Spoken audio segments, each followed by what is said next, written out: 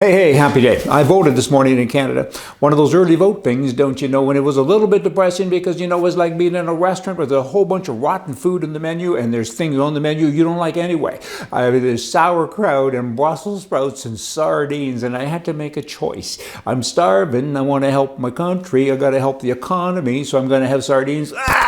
But I did that when I voted because there's not a lot to pick from. You're voting against someone. Earlier this morning, before I voted, I was in a restaurant. A guy said to me, "Hey, I got 30 employees and I'm really upset now." And I said, "Why? You're a socialist." I don't like how he votes, how he has voted in the past, but I respect him because he's labeled. He says, "This is what I am and this is what I believe in." But today, Brian, he said, "Guess what?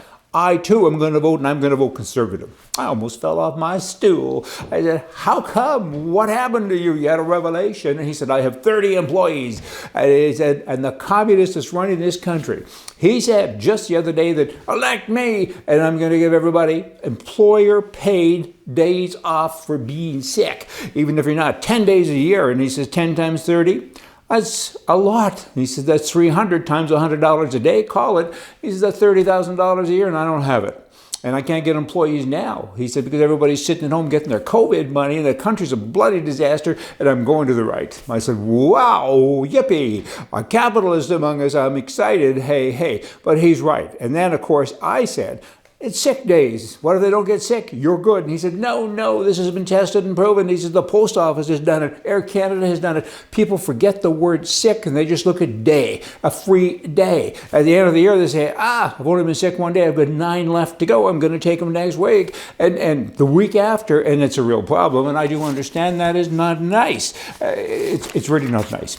And Canada has had 3 leader debates. 2 debates were in Quebec. One leader is a leader of a party with candidates only in Quebec, so he shouldn't be in there anyway. It's totally bizarre that the leader of the Bloc Party would be there talking to Canadians when he says, my job is to separate from Canada and I don't like the rest of you people, and by the way, I don't speak your language anyway.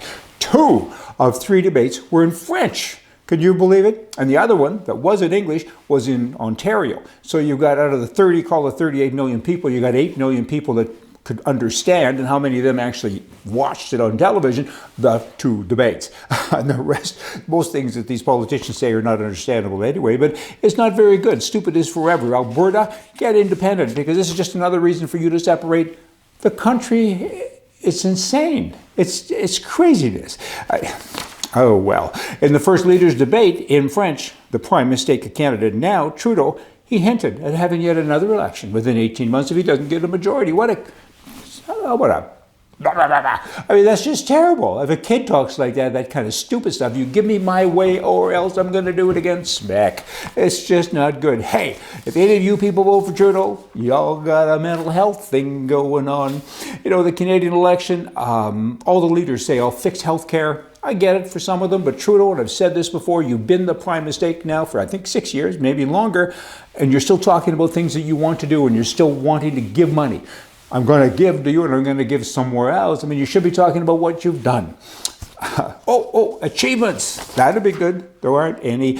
Is there an agenda? Why is the government pushing so hard for all people to be vaccinated? They pay people to get vaccinated. I've not seen anything like this before. They've proven many times, politicians, that they don't like us. They don't care about us. They don't do nice things for us. But all of a sudden, they're saying, we care about you. We love you now. Let's get vaccinated and we'll even pay you to get there. I think of Jason Kenney, $1 million lotteries, and now $100 to come and get paid, vaccinated. I mean, the whole world has gone insane. There is an email that's circulating around Canada, and I've had it from a couple of people, and I got to tell you, it is nothing short of fantastic. It says everything about Trudeau, with the governing party. It lists all of the things that they've done poorly, badly, thievery, new word there, and I want to share some of it with you, just a small little bit. The current Liberal Party of Canada is not the same party of old. This is an entirely different group of people. The corruption and incompetence of this government is astounding. Whether it's regular ethics investigations, shutting down committee investigations, pitting Canadians against others by race, gender, sexual orientation, political affiliation, or vaccine status, we have the most divided Canada in history, ever and ever. Absurd and unsustainable levels of spending, constant scandals, and tens of billions of dollars of missing money. This group cannot be allowed to rule again. I like that word rule, because that's what they've been doing. They haven't been governing, they've been ruling. Even at this point, it'll take more than a generation to repair the damage, if in fact it can ever be repaired. I mean, that's questionable. Then they go on to say, this booklet by the Canadian Coalition for Firearm Rights, that would be the CCFR. They're a gun group. Sure, they talk about guns a little bit, but they talk about far more than that. It's very, very well done. Liberals have mismanaged Canada in such a profound way, it'll take 3 generations to repair it, if it can indeed be repaired. It's very realistic and very depressing, but it's accurate. And the CCFR needs to be congratulated. Congratulations. Good job. I mean, it's spooky. If everybody read what they have prepared, everybody wouldn't vote for the Liberals. You wouldn't. I mean, you may not vote at all. You may run for cover. It's pretty frightening. Again, very well done. Have a read.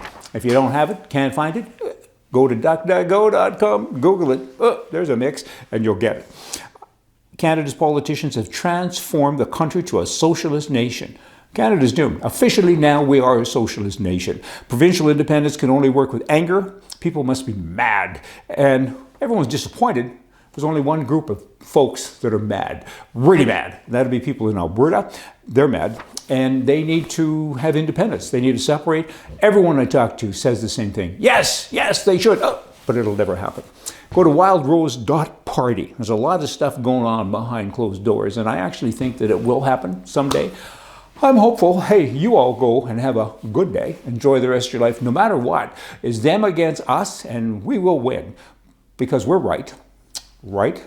They are wrong. Hey, see ya.